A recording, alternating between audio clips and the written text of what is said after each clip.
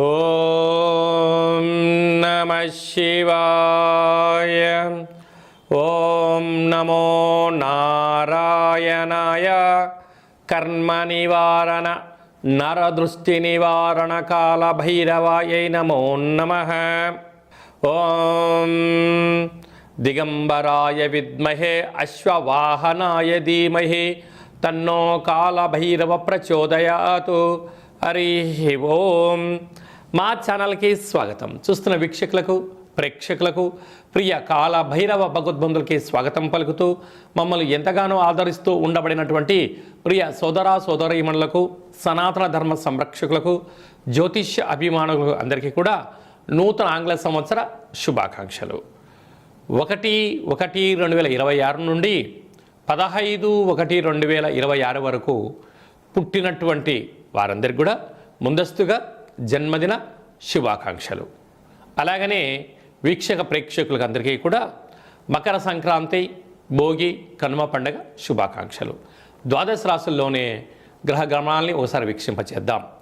మిథున రాశిలో దేవగురు బృహస్పతి సంచార స్థితి, సింహరాశిలో కేతు సంచార స్థితి, ధనుసు రాశిలో చతుర్గ్రహ సంచార స్థితి, రవి, కుజ, బుధ, శుక్ర సంచార స్థితి, కుంభరాశిలో రాహు సంచార స్థితి, మీనరాశిలో శని సంచార స్థితిలో ద్వాదశ రాశుల్లో గ్రహ గమనాలు ఈ విధంగా ఉన్నాయి.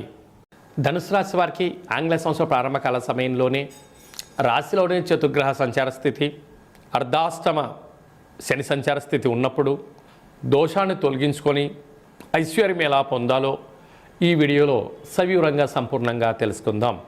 ధనుసు రాశిలో ఏ నక్షత్రాలు వస్తాయి అనగా మూలా నక్షత్రంలోని 4 పాదాలు, పూర్వాషాఢ నక్షత్రంలోని 4 పాదాలు, ఉత్తరాషాఢ నక్షత్రంలో 1 పాదం కలిపితే ధనుసు రాశి. రాశాధిపతి దేవగురు బృహస్పతి, ఆత్మకారకుడు రవి, రుణరోగ శత్రుకారకుడు కుజుడు, కుజదోషము, బుద్ధికారకుడు బుధుడు, రవి బుధుడు కలిసి ఉంటే బుధాదిత్య రాజయోగము. అక్కడే శుక్రుడు సంచార స్థితి ఉండడం వల్ల శుక్రమౌఢ్యమి పరిస్థితి ఉంది. అంటే వీలైనంత వరకు ఓపిక, పట్టుదల, సహనం చాలా అవసరం.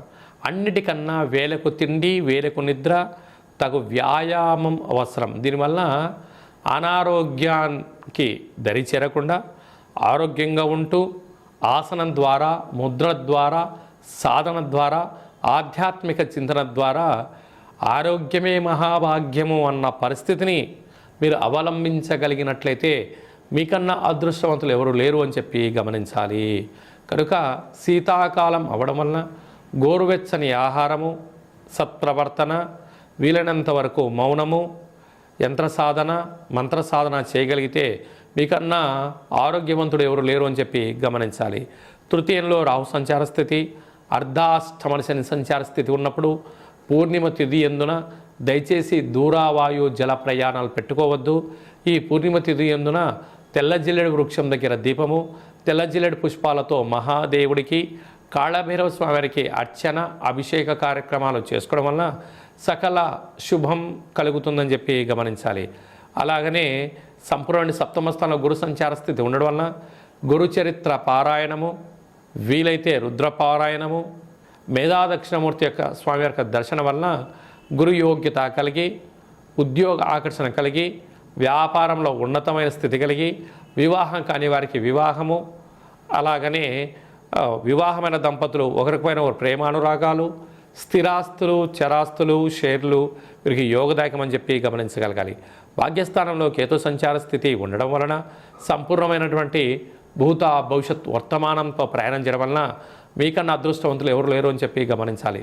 సాఫ్ట్వేర్ ఉద్యోగస్తులు, హార్డ్వేర్ ఉద్యోగస్తులు, క్రియేటివిటీ రంగాలుగా ఉండబడిన వారు, journalist, print media, electronic media, సంపూర్ణమైనటువంటి ప్రకృతికి సంబంధించినటువంటి సేవారంగ కార్యక్రమం చేసేందువరకు ఓపిక వలన రాజసన్మానాలు, గజ సన్మానాలు జరగబోతున్నాయని చెప్పి గమనించాలి.